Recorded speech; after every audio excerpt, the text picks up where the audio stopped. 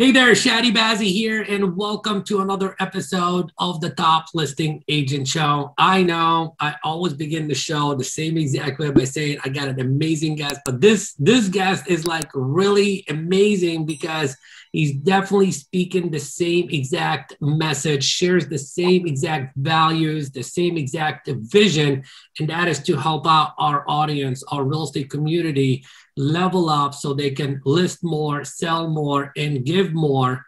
And I've had a great conversation with Isaiah prior to, hitting the record button right here. And I got to tell you, this is an episode that you definitely want to pay attention to because I am going to extract certain things out of his mind to share with you that people would pay a lot of money for, and you are going to get it for free as a loyal subscriber to the podcast show. So Isaiah, welcome, my friend. Yeah, Chadi, thank you so much for having me on your podcast. And as I get to know your values and the content and looking at your platform, what you're delivering, it's freaking amazing. Awesome, and by the way, I love your picture on the back wall. I can't get over it. Your picture's freaking awesome. Yeah. So, you know what? I'm here to try to add value any way that I can. I have a unique perspective of not only being in the trenches, but also building a couple of multi-million-dollar corporations. And so I think I bring a little bit of unique perspective to the industry. And I'm excited to go over some strategies that agents are using in today's market to draw more listings, both from their database and other opportunities in an economic time that's really hard to do that for a lot of people, So I think it's a very timely podcast for me, and I'm really excited to do it. So exactly. Well, the name of the game, for me has always been, how to become a top listing agent, and you have been in the trenches, you've done everything that we're telling people to do. So, we're not just speaking from theory, we're talking from, practical application. Yep. And, a lot of failures along the process of tweaking and testing and money and energy and sleepless nights and waking up early and going through all that crazy stuff. So this is like the perfect shortcut. So why don't you real quickly just walk us through your timeline of like when you got involved and how did you get to where you're at right now?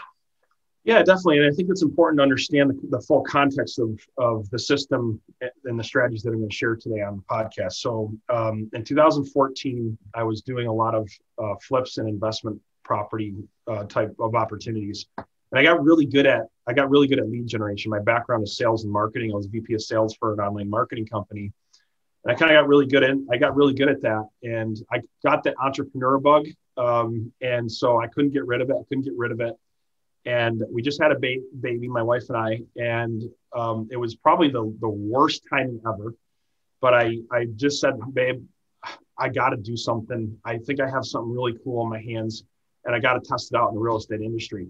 And I had been approached by somebody. I developed a good relationship when we were working together in real estate. He was a small boutique brokerage and really good guy, but just didn't have the right resources around him to kind of take the business to where he wanted to go.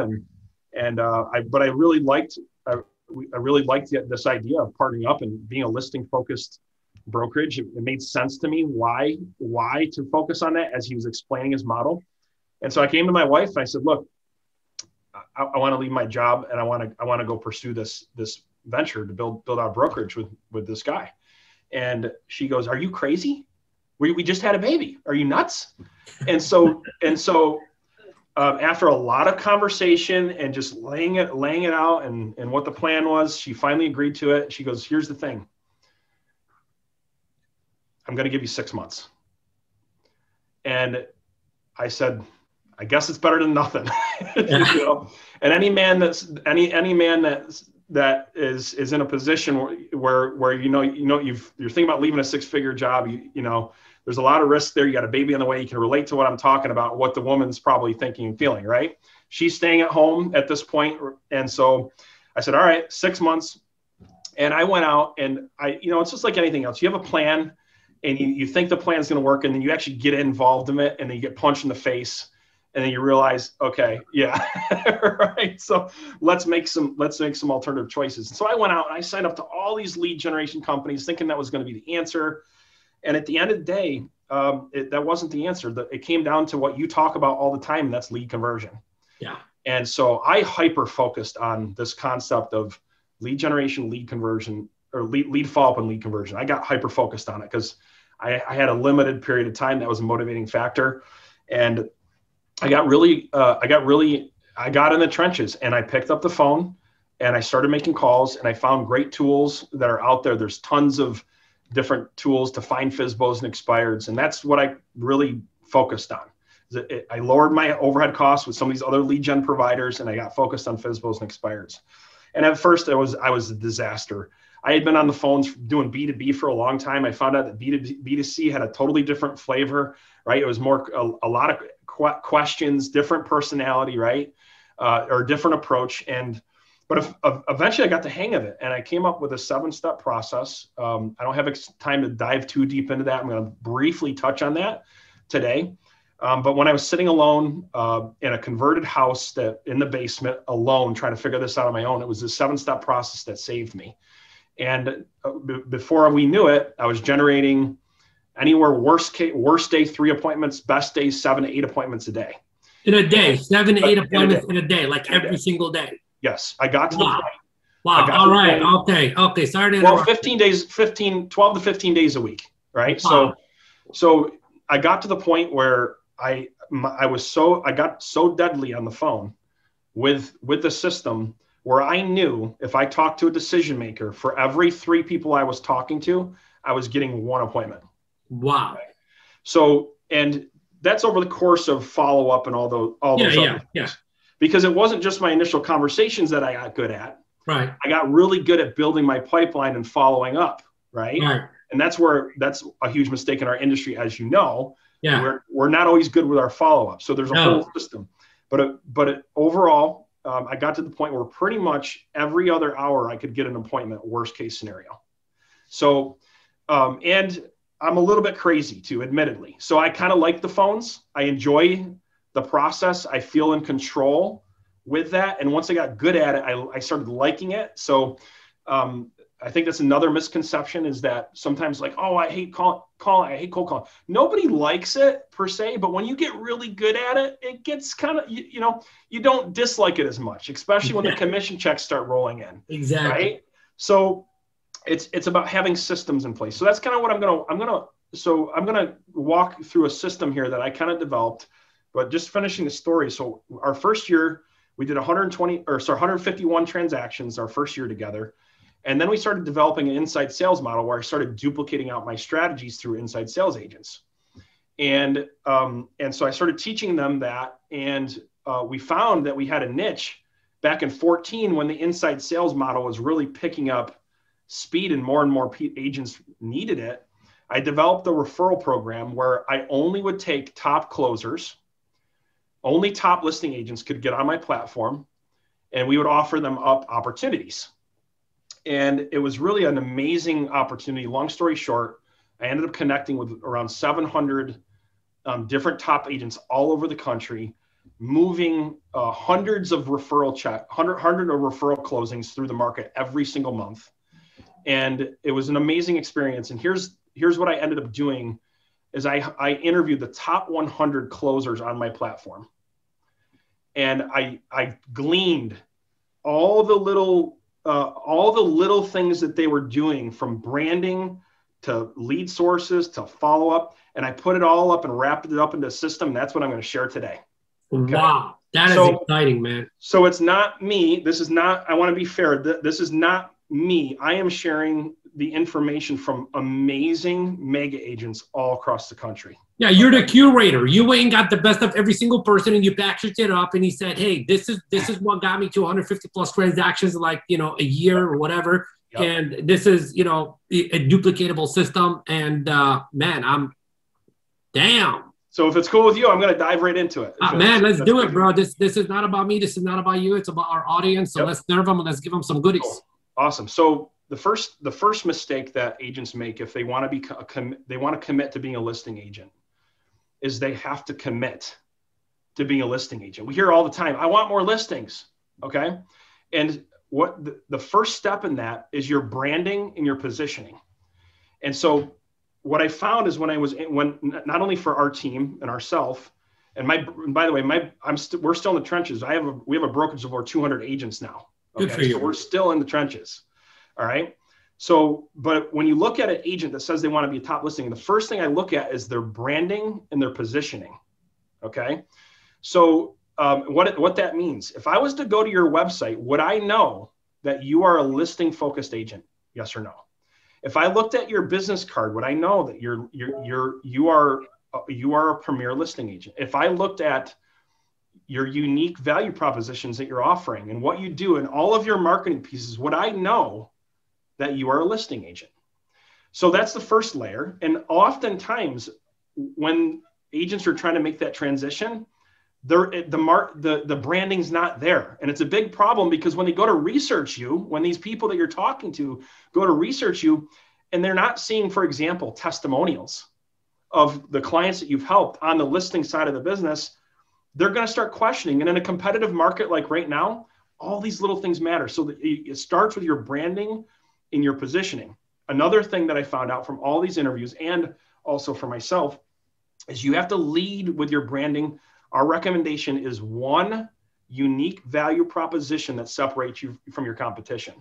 I like what you just said. You said unique value proposition. Sorry to interrupt your train of thought. Like, that's like a unique selling proposition. Like, can you emphasize on that? Yeah, absolutely. The reason why I don't call it a unique selling proposition, because it sends the wrong trigger in our own minds first. Okay. I want to add value first. I don't want to sell first. So I changed the language a little bit for my own head because I'm always want to make sure that I'm not just selling for my own paycheck, but I'm trying to add value. So that's why I call it a unique value proposition. I like that. I'm going to steal that one from you. Go for it. So, absolutely. So that's where it starts. So you lead with one. And and that unique value proposition needs to be on your Facebook banner. It needs to be in your email. It needs to be in your email signature. It needs to be on your postcards. It needs to be on your business cards. It needs to be on your freaking website. It needs to be everywhere. Okay. And once that starts happening over time, as you build momentum, then what happens is your past clients' referrals. This is when you know your value proposition is working. They start talking about it. And when they refer you, that's what they reference to. And it becomes easier to talk about you. And that's what you have to do is you have to make it easier for your referrals to talk about you. And that's why your UVP is so important. So that's that. And I could go deeper on that, but for the sake of time, just capture that branding and positioning. You have to look at everything and make sure that that's there and make sure people know that you are the premier listing agent. Then it goes into the next component is that mega agents that were really focused on the listing side of the business, they had great lead sources and they were really good at knowing the lead cycles and how they converted, and they didn't just depend on one. Okay. So over time, maybe depending on where you're at in your business, you might have to start with one, but you can't just live on that one forever because eventually you'll max it out, or if the market shifts, you might run into problems, right? So one of the things that I noticed is that they really did a really good job of categorizing their list. So how I do it and how we build it out is you have your A list, your B list, and your C list. For a lot of people like myself, I struggled with this because I didn't realize my A list is actually my SOI. I'm the guy, I'd rather sometimes talk to a stranger because I got so good at it that what ended up happening is we started getting closings and past clients. I really didn't focus on my SOI, but the number one place you're going to get listings, the number one place you're going to get listings is your SOI, your past clients / referrals, and referral partners. Not enough people in our industry are focused on developing referral partners. So what we do is we bring in one of our vendors, we do a Q&A session every week, and we develop relationships with our referral partners, and we cross promote each other to each other's databases. And here's the thing, all of our content, do you think it's buyer focused, ladies and gentlemen? No, it's not buyer focused. We're talking and speaking to sellers at every step of the way because that's our branding and positioning. And so what ends up happening is these referral partners start marketing us to their database. We market them to our database, and it's a free way to get business from each other. And it's a great way to get referrals. And so that's your A list. Your B list is then and maybe you can't start this way, but this is just how we talk about it, your FSBOs and expireds. And the only reason why that's on your B list is because I don't want people to neglect the strategy of referral-based marketing, because it's the most powerful, right? So and then you got your physicals and expireds, and you can throw in some internet leads there, maybe on your B list. And then you have what I would call your C list, which is more of a longer term strategy, but you can catch some low hanging fruit. And that's your geographical list. And so that's your C list. And that's how we kind of map it out. And we say along those lines, use that framework and mature as many different lead sources and kind of into that A, B, and C list. And then that's how you get to doing 100 listings a year. Okay, is maturing those 3 lists over time. Can I stop you right there for a second? I just want to insert a question. Okay, so I love everything that you shared, and then I want to talk about that 100 listing a year mark. I know there's somebody out there that's listening to this that's probably taking a listing here and there, maybe a listing a month. Yeah, they would like to do more, and then they hear the number 100 and they say, "Can I really do it?" What do you want to say to that person? The answer is if you believe it, conceive it, you can achieve it. So first of all, you have to believe you can. Here's my belief. If somebody else has done it before, why can't I? Exactly. Now, I might not have the skills and the ability at this moment to do it, but if I believe eventually, if I develop the right models and I work on my own skills, the answer is absolutely 100% you can. Here's the thing. You don't have to start there, though. Set up benchmarks, because at the same time, you do have to have some stepping stones, right? And it's going to take a little bit to ramp that up. But I'm a firm believer that your plan should be around hitting that level, because that's when it gets really fun. Yeah. In this business is right around that mark. And especially in this marketplace right now, you take a listing, you can just go to sleep and wake up to offers. Oh, yeah. It's absolutely. So whether your goal is to get 10, that's fine. Focus on maturing your list. And then once you get 10, then you keep maturing your lists. And we're going to talk about how to do that. And then you go to 20, then you go to 30, and then you can go to 40, right? And I know every market's a little bit different. And these are general nationwide principles, but in most markets, I 100% believe that if you're a listing focused agent, you follow this system to a T, you can get 100 listings. Okay. So the next part is database marketing, what I call database marketing. This is what I found when you look at this is that, and for the audience that's listening to this podcast, you need to write this down. You need to be fanatical about managing your database and monetizing your database. Can I ask you a question? Why do people like in my listings on demand training in the module, I titled this segment "The Most Neglected System." That's so true. I just want to. It just drives me crazy that you spend all that money trying to get leads, you spend all that energy facing rejection to get the leads, and then you don't put them anywhere and you don't do anything with it. Like, why is that? It's a really good question. For most of us, it's how our brains are wired. What makes us good listing agents those traits oftentimes, I'm speaking generally. Yeah. Then when it comes to dealing with technology and organization and automation, our brains, that creates a conflict in our skills and abilities, or just how our brains operate and think. So we just have a natural challenge that we have to overcome. And here's how I help people overcome it. If I came up to you, Mr. or Mrs. Listing Agent, and I asked you, I want to buy your database, how much would you sell it to me for? Yeah. The answer is usually, I wouldn't. Well, why? How much is it worth to you? Give me a number. Just give me a number. How much is it worth to you? Well, it's priceless. And I said, okay, well then how come you don't treat it like it's priceless? Yeah. And that right there is an aha moment. Yeah. And that usually shakes people up enough, right, to say, okay, I got to start taking this thing seriously, because at the end of the day, what helped me with this, there's a book called Acres of Diamonds, and it's an older book, but you've heard of it, right? But the story goes, the farmer's going to look for the gold, sells his land. The person that bought it realized that there was a bunch of diamonds in the all over the back of the land, and he sold it for half of what it was. The land for half is what it was worth, because he's off there looking for another opportunity when really the diamonds were right in front of him. And I relate that to our databases, that you have acres of diamonds sitting right in front of you. waiting to be harvested. And we can't make sure we lose focus of that. And so we don't have time to get into a whole database marketing training, but just on a high level, your database has to be organized. It has to be consolidated. It has to be enriched, meaning like you have to be making sure that you're constantly, you have a tools in place to update it. And I'm going to provide everybody a free document how they can get access to different vendors that can help them do these things. Okay.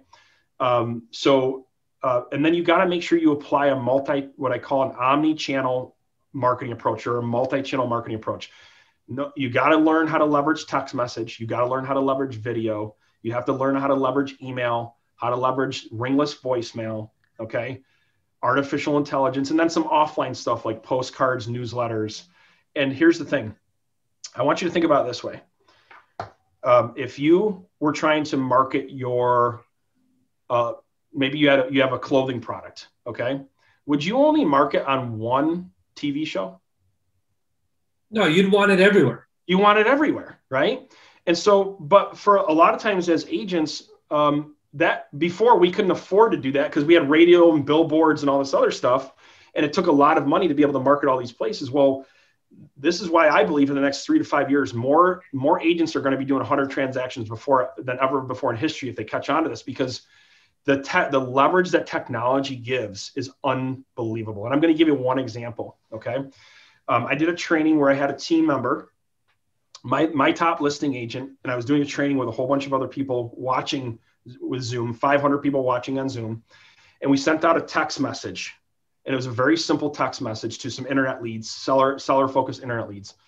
And it said, hi, this is so-and-so with Realty Home Advisors. I was just reaching out because you might know this or not, but there's a lot of buyers and not enough sellers. And I was just wondering underneath any conditions of which you would take an offer for your home that was an amazing offer, or something along those lines. Those aren't exact words, but that you would accept an offer for your home if it was the offer that you needed. And so we sent that out to a group of 100 of those leads. 10 of them replied back right away. Did you send it out via text or via email? Text message. Okay, text message. Okay. This is my point, is text message is the most underutilized tool right now in our marketplace, and you're losing tons of money by not using it. So we sent out 100 text messages. Within 10 minutes, in one message, click of a button through a software, sent out the text messages.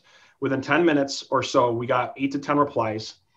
Some of them not interested. No, I was just browsing, some not interested, whatever. But 3 of them said yes, actually I would consider it, or it's funny because I was actually thinking about it. Okay. And so literally I would have had to make 100 phone calls. Yeah. To get those 3 people. That I got that done in 10 minutes. And so what then happened, and I did all this live. We picked up the phone and we called and we set up appointments, and we landed a listing that also ended up buying a home that turned into a $12,000 commission all within 1 hour. That work was done in 1 hour. Wow. Okay. Can I say something real quickly? Yeah. Mm-hmm. Okay. So, a lot of people are in the mindset of like a quantum leap, or, business growth takes a long time. It does take a little bit more time than we want it to. I get that, but it doesn't have to take a lot of time. It just has to take the right smart move at the right time. And the right time is right now. Yeah, I think that's such a good point.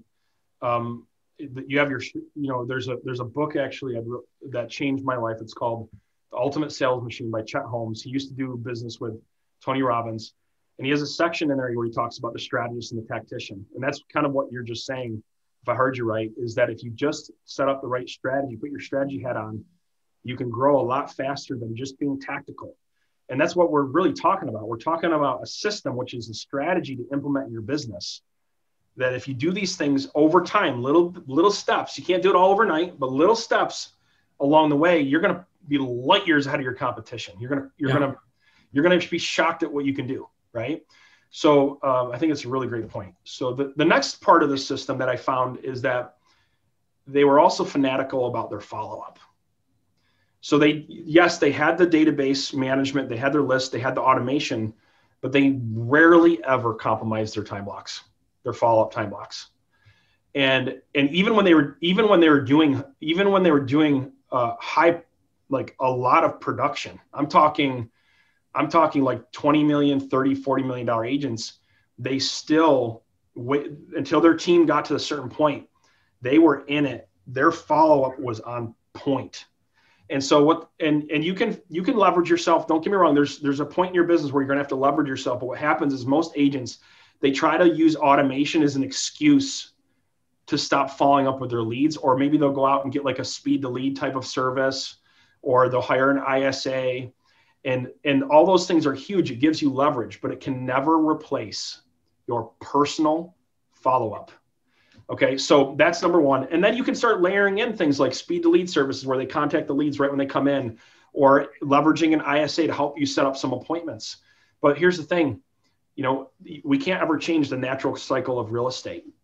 And that natural cycle of real estate requires follow-up. The average agent follows up once or twice, which is completely the opposite of where conversion happens. And I'm sure you train on this, where conversion happens right on around the 8 to 12 touches in some way, shape, or form. But you can literally eliminate 90% of your competition by just making sure that you're following up correctly. Here's the more important part. Your clients are watching you. They want a negotiator. They want somebody who's hungry. They want somebody who's going to get the job done. They want somebody who's persistent, that can get their home sold. And if they see that your follow-up's weak, right? Or they sense you're hesitant because you're concerned about following up too much, right? Or whatever it may be, then you're actually sending signals off that maybe you're not best for the job subconsciously. They're never going to say it to you. But I would win so many listings, and my team wins so many listings because they say, wow, you know what? You're really on point with your follow-up, and I'm glad you stayed in touch with me. So I really want to work with you. So you're setting the stage for your client experience in your service in their mind. Because they say, well, if they're this persistent, then they're probably pretty good negotiators. They're probably pretty good. I think hopefully I'll have the same experience after I work with them. Write this down, everybody, if you're listening. The number one problem they have and the complaint about a listing agent is communication. So it's the number one problem. So if you suck at communication in the beginning and your follow-up sucks in the beginning, why would they ever want to think that you're going to communicate with them afterwards? Yeah. So that was another big one is the follow-up game. And then the next thing I briefly talked about is making sure that we're working on our skills. So I just say lead conversion skills in general. That's bucketed. And oftentimes as professionals, we want to blame the technology. We want to blame the leads, right? We want to look at all these other things, but what we're not doing is we're not working on ourselves first. And so I have a little system called anytime I make a decision, I look at people, I look at process, and I look at tools. Here's how our industry does it as a whole. We look at the tools first. Yeah. Then we look at our process first, and then we look at ourselves last.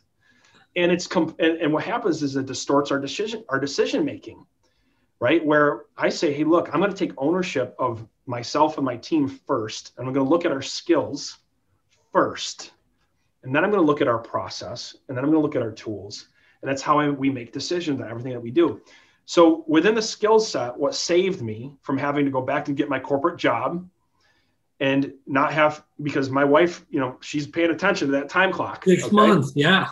6 months. And so I needed to show progress. So what saved me was a simple 7-step process that I analyzed every call, every conversation that I ever had. I analyzed this through a 7-step process, and I'm going to go through it really quickly. Building rapport and qualifying, building value, creating urgency, trial closing, overcoming objections, follow-up, and tracking my metrics. And I would make sure that every day I would look at each one of those components of what I could have, what I could control, what I could get better at. And I had a little score sheet. And I would just score myself on how well I thought I did on each one of those every single day religiously. And what ended up happening is I got so hyper-focused on it and made all these little tweaks. I started getting to the point where I almost felt like I could control my results because I honed every part of it in. And if they asked me objection, like, oh, I want to wait to listen in the spring, I could rattle off and say, hey, look, I completely appreciate that. Most people think that it's the best time to list your home in the spring. And I get that. Let me share a different perspective. If you put your home on the market in the wintertime or right now in the fall, there's less competition. And when there's less competition, the serious buyers are going to actually most likely bid. Now, that's just one example, but I have all of those things. I could just rattle everything off. You don't have to think about it. You don't have to think about it. And here's the power in that, folks. If you're listening to this, when you get to the point where you're unconsciously competent about your skill, that's mastery. And that allows you to be engaged in a conversation, listening.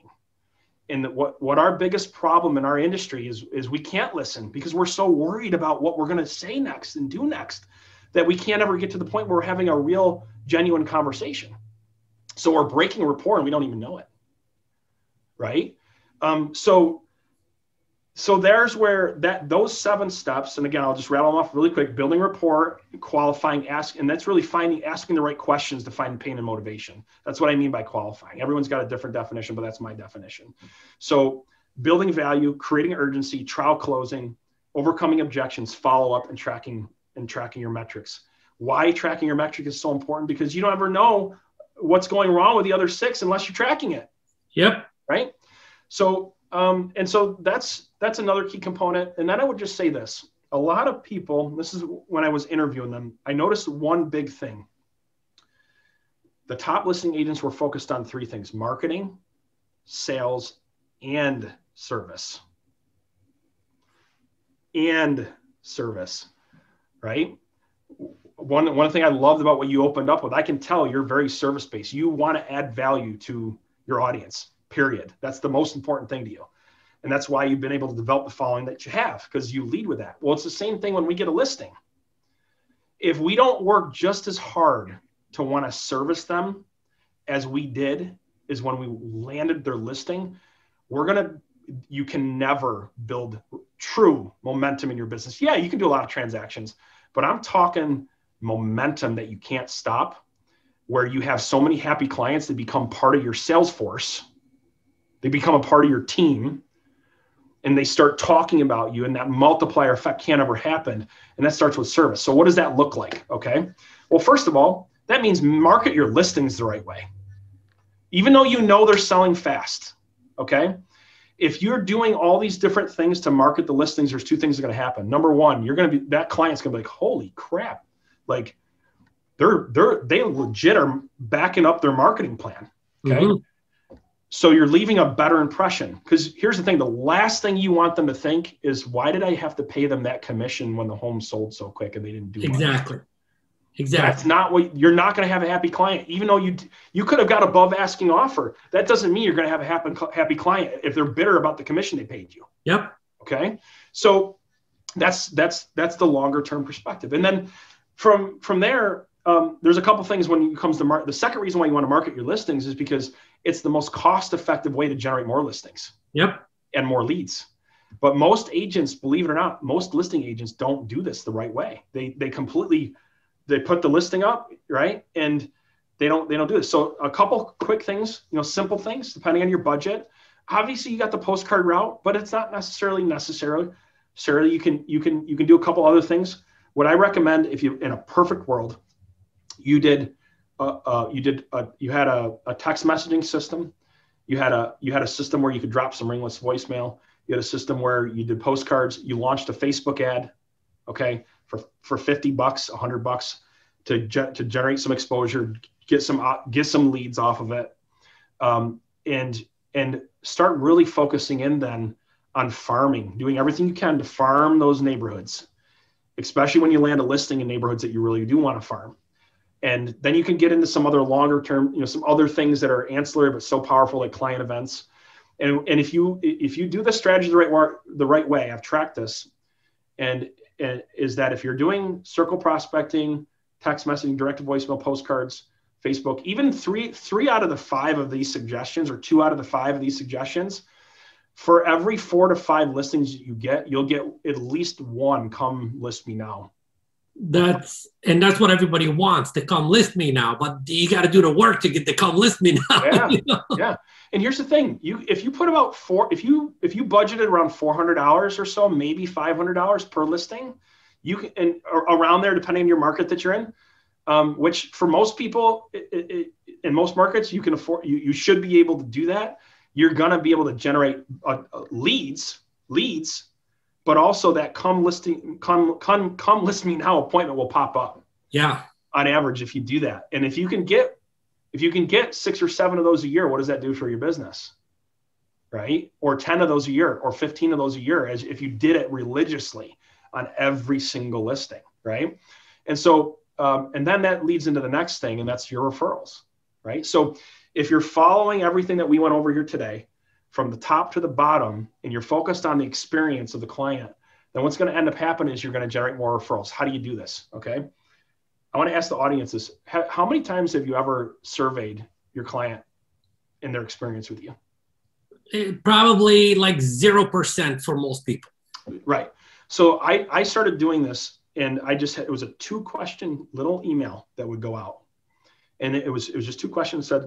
Can we get the 2 questions? Yeah, absolutely. So the first question was, how do you rate your overall experience with my team? Or if it's just you're a solo agent with me, on a scale of 1 to 10. And then a little comment section if they want to add anything to it.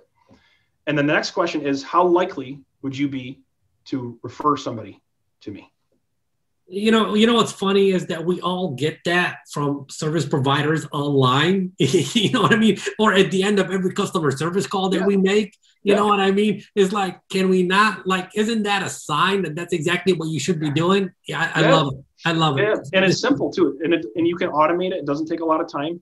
And then here's the thing. Number 1, it's going to really help you analyze your process to get better. Number 2, if they say likely, you know what I'm doing? I'm calling them. Now, don't get me wrong. I'm asking for referrals anyway, right?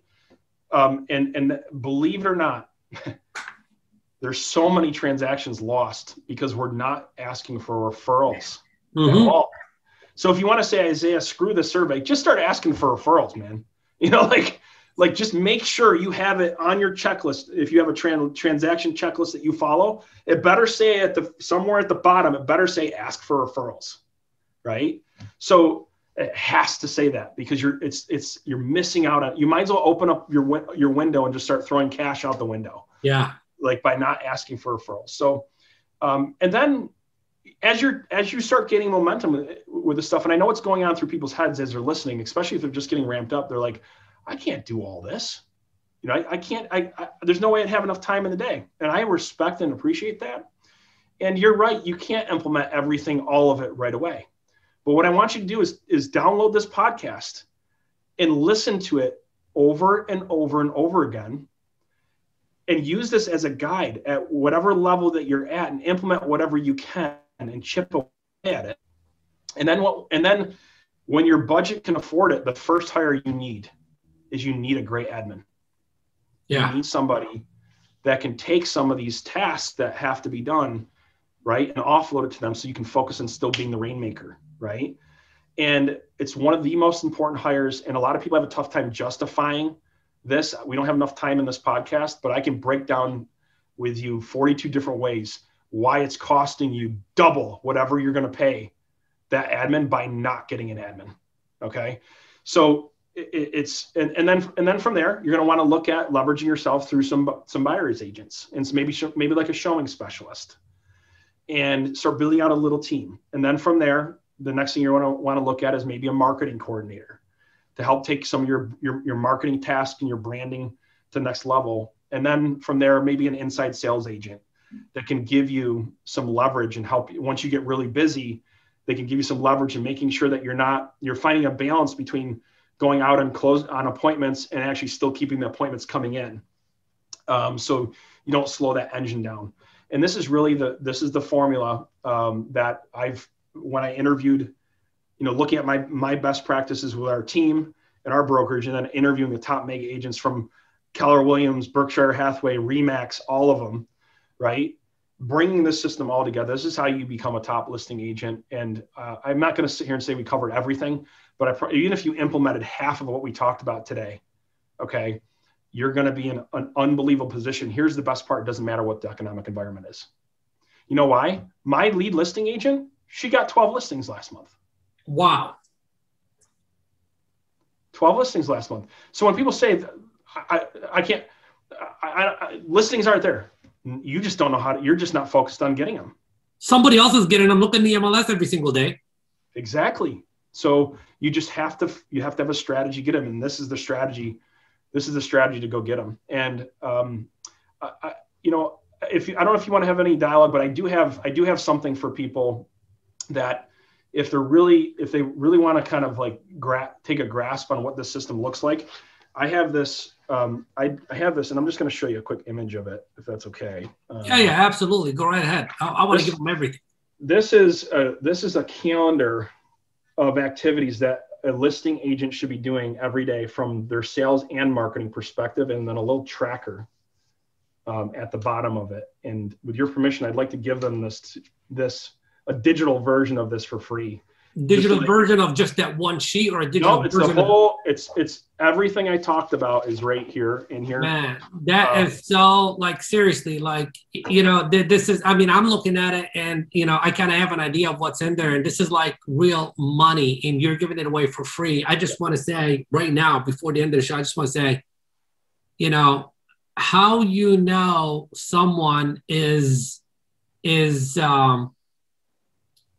I'm not just going to say a good person, you know, someone really cares about, you know, humanity, mankind, and in the community is by how they give. And basically you're just giving everyone right now everything that you've been talking about and more to go ahead and apply it and take those listings. I just want to say from the bottom of my heart, I so appreciate you, brother. Yeah, and you're welcome, and I appreciate you having me on. And I think that your mission, what you're doing, is great, because at the end of the day, it's a tough business. And if you're working with a bunch of buyers right now, we didn't get involved. Even if you're making six figures working buyers, you didn't get involved in real estate to have a high paying job, most likely. Don't get me wrong. Some people, that's okay. And I'm not hating on it, and I love it. I appreciate it. But for a lot of people, it's throwing their families out of balance. It's throwing maybe their health, whether it be mental or physical, out of balance. And maybe that dream of real estate doesn't seem as real anymore, because this is what I signed up for. And that's why I love your mission, man, because in my humble opinion, the best way to build your real estate business is to lead with listings. Yeah. And you're helping people do that every single day. And I'm glad to give this away and to give everybody some context of what's in it. You're going to have text messaging scripts. You're going to have video scripts. You're going to have a marketing calendar. You're going to have outlines that you can go after a geographical farm and dominate it. So it combines all the strategies that I went over, and it just outlines it in more detail. So if they go to, and I'll send you the link too. So we can put it in the show notes for somebody's driving around listening to this. We will put it in the show notes at tlashow.com or chadibazzi.com. And Isaiah, where can they go to get this? They just go to salesandmarketingplaybook.com, salesandmarketingplaybook.com. It'll take you to a page where you can submit your information in there, and it'll send you a free download of it. And here's what's really cool is it actually, I don't know if you've ever seen this, JD, it's actually an online flip book. So it flips online just like a physical book, but it's digital. And they can open the tab up and they can reference it as they're building their business. And I think they'll find it helpful if they take it seriously. If they don't read it and go through it, it's just like anything else, right? It's only worth the person that applies it. So we know the person that goes after and makes it happen. So, but yeah, there's a system after interviewing 100 agents and just my own personal experiences. That's kind of the system as a nutshell. And don't be overwhelmed. Here's what I recommend. Just take action and get 1% better every day. And it might take you a year to 2 years to build out the whole system and went over. And that's okay, because let's face it, you got, whether it takes a year, 2 years, or 3 years, if you got there in 3 years, would that be horrible? Right? No, it wouldn't be horrible. So sometimes we get overwhelmed and we get discouraged because we can't get there overnight. Don't do that. Just keep the long-term picture and get excited about learning and growing again. That's why I love podcasts like this. Yeah, love it, Isaiah. And I know you and I off the air, we talked about another event that you're doing or something like that. And if somebody, would they be able to get information on that once they download the playbook, or do you want to send them somewhere to check that out as well? only if you promise to come train at it. I'm doing it. You got my word, man. We just got to make the time right, and all right, I'm going to serve your audience. So yeah, we run challenges every month. Myself and a whole bunch of other influencers, we run a challenge. It's called the 7 Listings Challenge, and our goal is for you to be able to engage in a 5-day training where we break down what you need to go out there and attack the listing side of the business. And then we have a great accountability kind of group. It's all free, so there's no charge to it. And it's a great group where we just share ideas and we all go after that 7 listings, that 7 listing number. And some of the students come out, like our last challenge, our top challenge winner got 22 listings in a month. Wow. Our second place winner got 15. My lead listing agent got 10. So I thought she was going to come out on top, but there's 2 other people that just kind of blew her out of the water. But it's a great environment, and you can go to www.7listingschallenge.com. Love it. We'll put that in the show notes as well. Yep, www.7listingschallenge.com, and we do it once a month. I believe we're going to have a little bit of a break next month, but in June we're going to start that back up, and they can go ahead and check that out there. Awesome, brother. Awesome. I hope it wasn't too much information. No. I mean, here's the thing. This is the kind of interview I love, and it shows that you were well prepared. Yeah. And I barely had to ask you any questions or anything like that. And it was just like I didn't even want to I interrupted a couple of times because I just wanted to extract a couple of things, but I was just like all ears, and I was like in awe, and I'm like, this is the episode that I want every single person to listen to, because I wholeheartedly believe that what we shared today is something that people will pay a lot of money to get. And, we're giving you the value for free, and there's nothing really for sale. I mean, I don't sell on the show, and, and all that good stuff. So that's beautiful, man. I really love that. And I am endorsing, my audience to download the playbook and to attend the challenge. And even if they don't take 10, 15 listings, if they attend that challenge for 5 days and they take 1 extra listing as a result of it, then it's definitely well worth the time and effort to be there. Yeah, Chadi, I'm glad you brought that up, because some of them come out, they've only done 1 or 2, but this time around they did 3 or 4 or 5, right? Yeah. They did something that they didn't think that they could do. Yeah. Right. And that's so rewarding, to see that happen, Absolutely. So, Colin, I don't want to, I feel like I can talk to you for another hour or 2, but, I'm not going to do that to you, but I am going to ask one last question. Yes, sir. And the question is there anything that I should have asked you today that I didn't ask you that I should ask you before we end the show?